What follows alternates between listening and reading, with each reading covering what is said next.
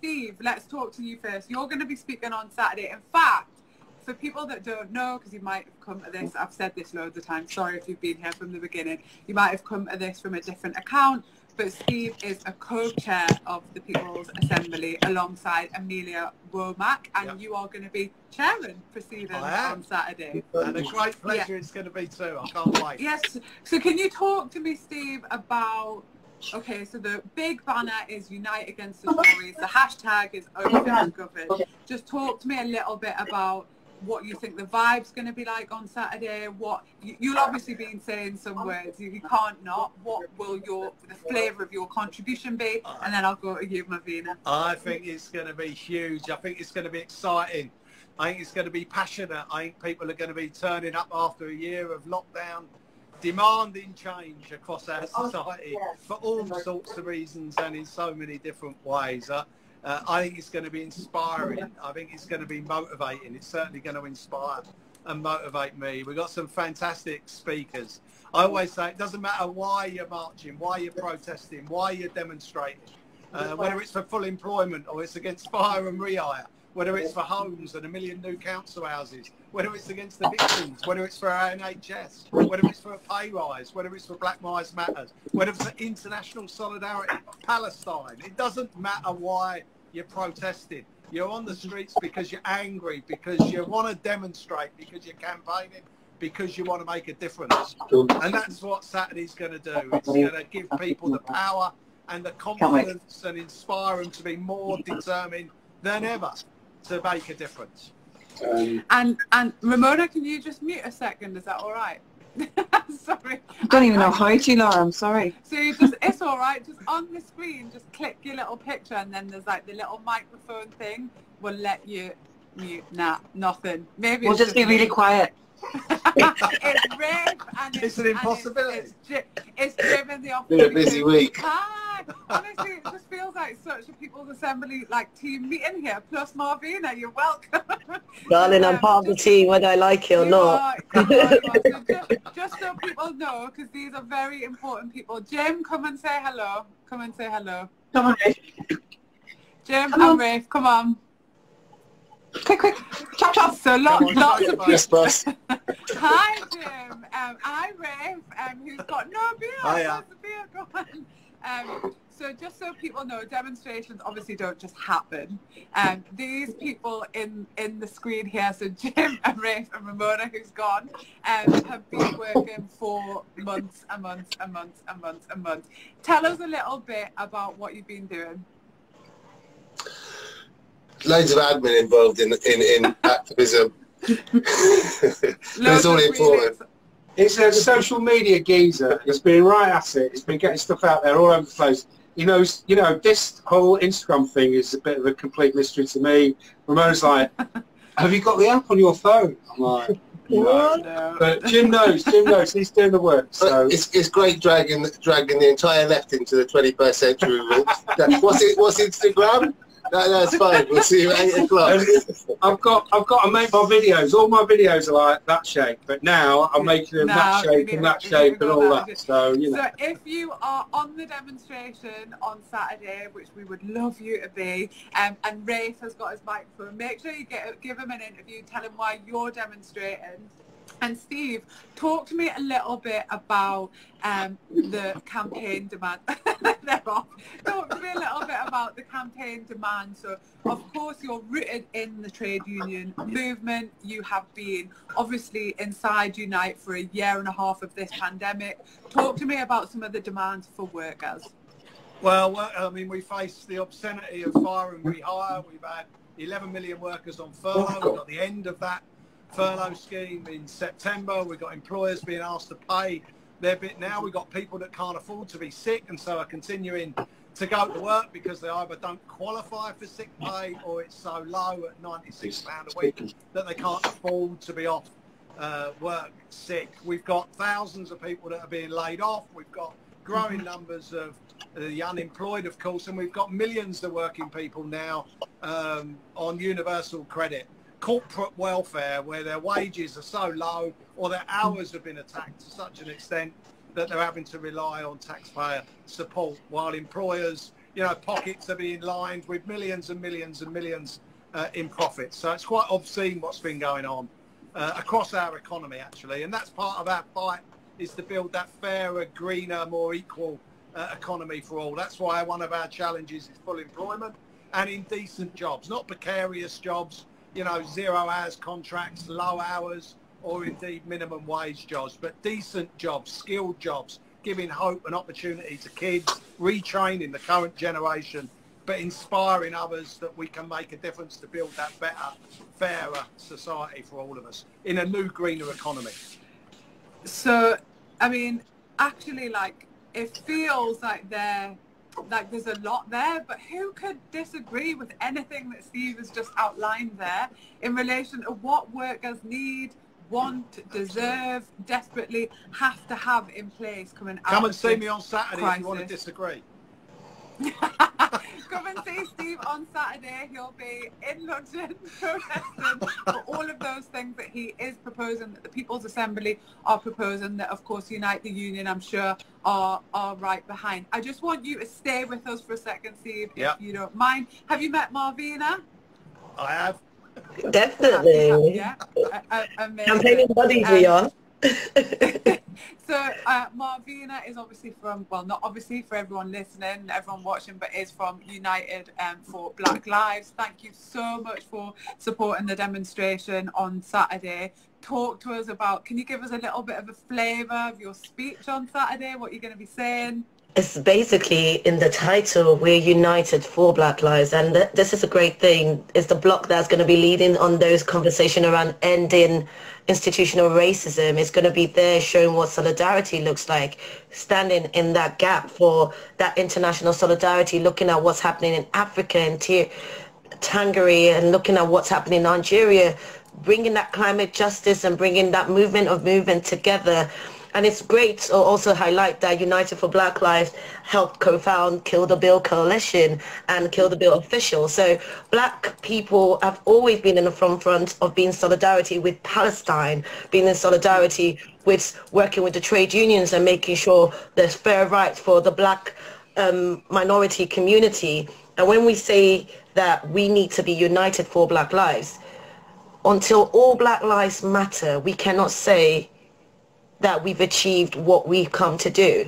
And for those who say that the Tory government is something that we need to see how we hold hands with them, I say no. Bah humbug and that notion. I see that, surprise, surprise, the Tories tell lies, and they've always done it so beautifully, and we eat it up. So I tell us to free the press, tell the community the truth, come to the People's Assembly. This is your assembly. This is your voice. This is your action. And let me tell you, find me on that action. If it's your first time, I will be there with you, holding your hands and being, well, can't hold hand, COVID, you know. I'll be there, literally holding your hands and elbowing, giving you a little elbow there and saying that your voice matters to me. Because for us, we know the liberation of Black people is the liberation of all people. And until we stand in the gap to say no to institutional racism, saying that allies are so needed more than ever. Allies, you are the fundamental strength for us to dismantle racism. We should not leave this struggle on the people who are being oppressed to liberate themselves. It takes all of us coming together in a beautiful nation, and Great Britain would not be great without the contribution of melanated people. And when we talk about the climate emergency, when we talk about climate change, for us as Black people, it's an emergency now. We are having more climate refugees, more climate migrants than ever. So we need to look at the intersectionality of this movement. That's what the People's Assembly is going to be about on Saturday. And I know when I said to Laura, let's do a live, Laura's like, okay. And I love that energy, because we were like, how are we going to do it? I go, girl, we'll figure it out. And we just invite everybody and tell them and educate them while they need to be out. And we're here now, and to see so many amazing people come in. You had Delia Martins, and that was just beautiful. JC, you've got Loki coming later on. And I told you with Instagram Live, when you said 9:30, I was like, girl, Nah, but you tried.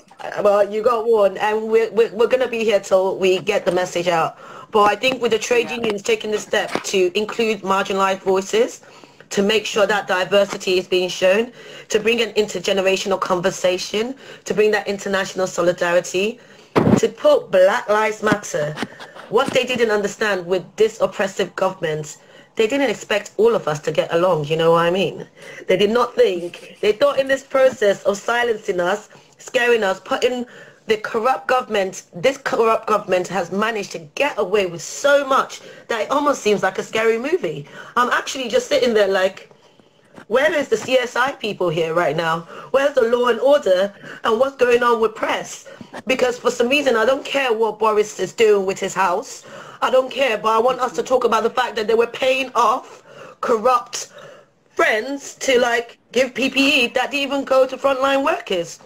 We're clapping for the NHS, but yet those migrants, black people of color who built the NHS, their backs of the Windrush generations, no one's talking about them. What was the press? What did they do for the Windrush generation? So we need to hold them accountable, and we're coming and we're going to be loud. We're going to be aggregated activists. We're going to make noise, and I hope you come with all that energy, and we are going to demand to be heard. Go and look into the demands and make sure your demands are aligned. Find the block that you feel. Let's make sure we keep the marketing out of our schools. Let's make sure that we end institutional racism. Let's make sure we've got decent housing. Let's make sure that we put climate at the heart of things. And then there's so many other things that you need to be part of. Austerity is killing all of us. And if this government doesn't get its act together, people that look like me don't even have a say in it. So can you be an ally for me? Can you be united for Black lives? Can you be united to make sure that we, irregardless of our color, our race, our gender or religion, we're standing to fight this Tory government, and never again, because we need to get the people talking, and we can do it. And Marvina raises a couple of excellent points there. Number one, we're not experts, we're activists. So she's quite right. This is our first Instagram live. And number two, yes, of course, the People's Assembly have thought about long and hard the demands. And, you know, Steve's been part of those meetings where we think long and hard about the demands for the demonstration on Saturday. But you come and you shape the demonstration with your own demands about what you're experiencing. Right now, this is not an exclusive event on Saturday. This is your event. So if you want to create a block around your issue, fine. This is your demonstration as well. By the way, who just came in? It was Alia Butt from NHS Staff Voices. So we're hoping she'll come back in, and then we're going to kind of wrap up because unfortunately Loki can't join us. You know what? Saturday. Won't we see him on Saturday? We'll see him on Saturday. Exactly. We'll catch up. I mean, I'm not sure Loki's watching, but big love to Loki, and everyone can't wait to hear what you've got to say on Saturday. I'm going to come back to you, Steve. Go on. How long have you been chair of the People's Assembly? Since the day we launched it at a press conference in the Unite office. Have you? How long's that? How long Well, was that? 10 years ago now, pretty much. Is it? Well, can you just remind people, because I don't think, sorry, I'm just trying to get Alia back in the meeting as well. I don't think some people will know about the foundations of this organisation. So actually, the full name for the People's Assembly is the People's Assembly Against Austerity. Why was this organisation founded, Steve? Could you talk to us a little bit about that? Well, the PA is a fantastic alliance of organisations, campaigning groups, trade unions, political organisations as well, that came together really to create that space for the alternative to austerity politics and cuts and privatisation and attacks on our class. It gave us a voice and a platform to come together collectively to fight that and to get our people on the streets to build a movement. And it was that movement that I think, looking back historically, will be the foundation stones that allowed Jeremy to become the leader of the Labour Party, of course, for Labour to transition from a pro-austerity party to an anti-one, and now trying to find the new direction, and we're going to have to make sure that the party remains anti-austerity and fights yet another wave of austerity politics that will come at us. You know, the Tories forced through an austerity programme following the financial crash in 2008 and them coming to power in 2010, and they want to do exactly the same thing again. They want to get our class, our people, working people, and those that can't work, our communities, to pay again the price for a crisis that wasn't of our making. And the only thing that can stop that is us coming together in solidarity, and not just solidarity here, but solidarity internationally as well, to make sure that we do fight to defend our progress, but also fight to change our world. And that is about building that fairer, greener, more equal society for all. It is about what was just said there, you know, fantastic ending in terms of why you should be on this demonstration. It doesn't matter why you're marching, why you're campaigning, why you're shouting loud, why you're angry.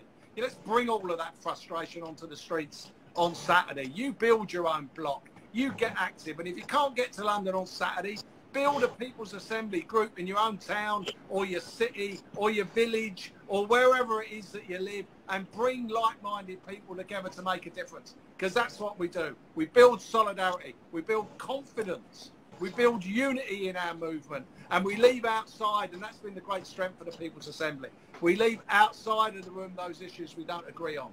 And that's why we've not split like so many left organisations have split in the past. We've maintained our unity because we've got common purpose. And that's a fantastic tribute to all of those involved in the People's Assembly over the last 10 years, all of those organisations that have come together, and every single one of you that will be marching on Saturday. And which one of you is going to have the best chance? That's what I want to Oh, know. do you know what? We'll give and take. We'll share that privilege together. Yeah. You know, I think I would, when you lead call and response, well, I'll get one good one, you get one good one. And I think what you said is just a bang on thing that we need to really get everyone to understand. This is your assembly. We've been working in the background trying to get people together. You can get a little piece of paper and you can write your demand on it. And let us know, tweet it to us, tag People's Assembly, tag some of the organizations you see here, tag Unite. If you're a worker, join a union. I'm begging you, please, so they can advocate for your rights. If you've got certain demands that you think are not being heard right now, I'm saying to the Myanmar community, I'm saying to the Tigiri community, I'm saying to all those, the Nigerian End SARS campaign, I'm saying to all the black-led organizations and black-led movements in the UK, come and find United for Black Lives with leading on that end racism, institutional racism, holding that space, and we're united in this conversation. To our allies, come in, join us. Remember, we also want to kill this bill. We need to make sure it doesn't, there's none of the bill that is okay for our community, for any community. And protest is what got us here in the first place. Protest is what unions have done for years. And this bill makes sure it puts austerity back into our life. And we don't have that time for that. So we're standing up against austerity, definitely. We're standing united in this conversation, and make sure we highlight those voices of those who are marginalized and disadvantaged. Black Lives Matters, point blank, period. It's not a debate. It's not a question. It's not anything to argue about. And we need to just get to that level where we say Black Lives Matters, and I will support to enhance Black lives no matter what I do. And I would say I would support Traveller Lives to Matter. I would support for those voices of those communities. I stand in solidarity. There's a vigil that's going to be happening. You know about the Drive to Survive campaign. We are standing with them. So can you stand united for Black lives? That's all we're saying, because when we fight, our liberations are all intertwined. That is absolutely right. And follow that, Steve. I don't know if there's anything else you want to say, kind of in conclusion. I'll kind of wrap up the live. We've been going nearly 2 hours now. I need a cup of tea, Steve, but I really do want you to give us a kind of final rally call for Saturday, if you don't mind. Yeah, look, whatever it is that you do, like I've always said, whatever it is that you're campaigning on, the only way that we'll be successful in winning our demands is getting out and winning them. The whole history of social progress, of political progress, of human rights, of civil rights has been about protest.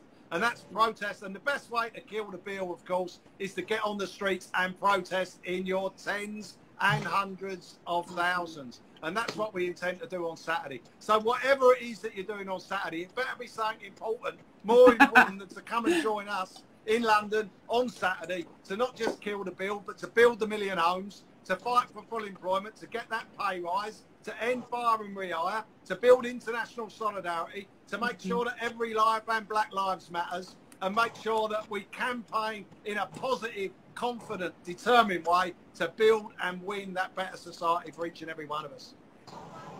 Brilliant. Thank you so much, Steve.